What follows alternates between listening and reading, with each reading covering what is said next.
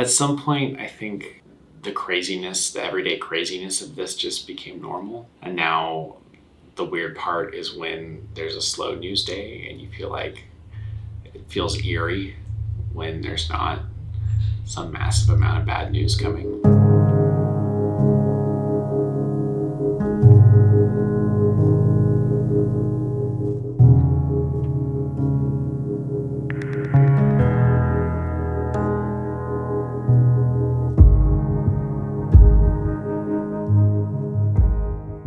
We had to move quick. We had to get details on what was happening. So I initially took the step when we heard that there were cases in LA County. I knew it was just a matter of time before it came to Long Beach.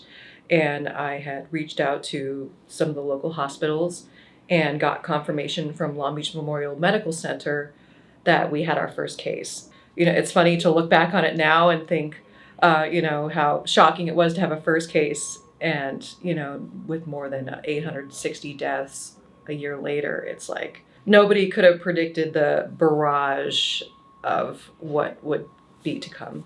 So we started marking each time that somebody passed away in Long Beach from COVID. We started putting a Post-it note up for each death. We wanted to have something up just to kind of keep into perspective the scope of this tragedy and the scope of what it's meant to our city. And so every time the city updates numbers, we add to the board. There was the initial March, April, May frenzy where everything was closing and we didn't know what this was, and there was cases, but we didn't know how it spread, and the regulations were changing, it seemed like every day, and so there was that kind of madness. But then we got all the protests over police response, police violence, and then on, I think it was May 31st, we had the big, huge protest that turned into mayhem. So that's what brought me face to face with the virus, because everyone's wearing masks, but there's so many people in the streets marching. I'm just like, oof, I'm surrounded by a lot of people. I just worried for my family. I just had this sense, I remember every day of last summer, like this is never gonna end.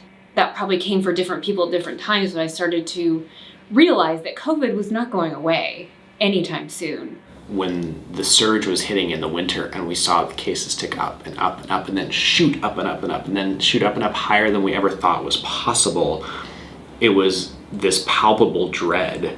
We were reporting X amount of deaths today in LA County, X amount of deaths today in Long Beach. And so there was just numbers, and eventually the numbers, both infection case rate and just number of hospitalizations, all these numbers we became numb to it. So we started to say, okay, who are these people? They're human beings that are dying. I remember finding a gentleman by the name of Jerry Rangel, and he was 39 years old, and he died on the 26th of December of 2020, a day after Christmas.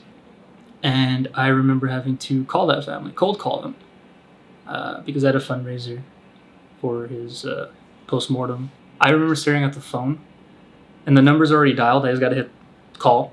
And I'm just staring at it. I'm taking deep breaths. Like, I'm sure I'm the last person these people want to talk to.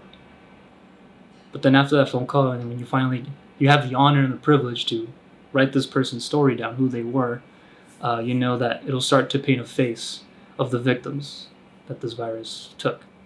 So in a way, I think I helped a little bit for the family to find closure, and in a way, memorialize one victim at least.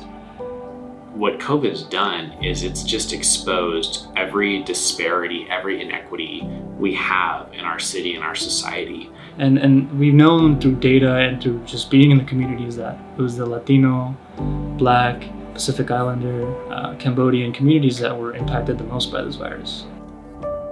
Everything we do here, like in the past year, just got raised to a different level just because it had to be. And so I think our standards have risen tremendously over the last year in terms of the caliber of journalism that we do. And that's a very good thing. I think we've served the community well. COVID's exposed so much and it's rewired so much about the way we think about things. And I think that's going to last.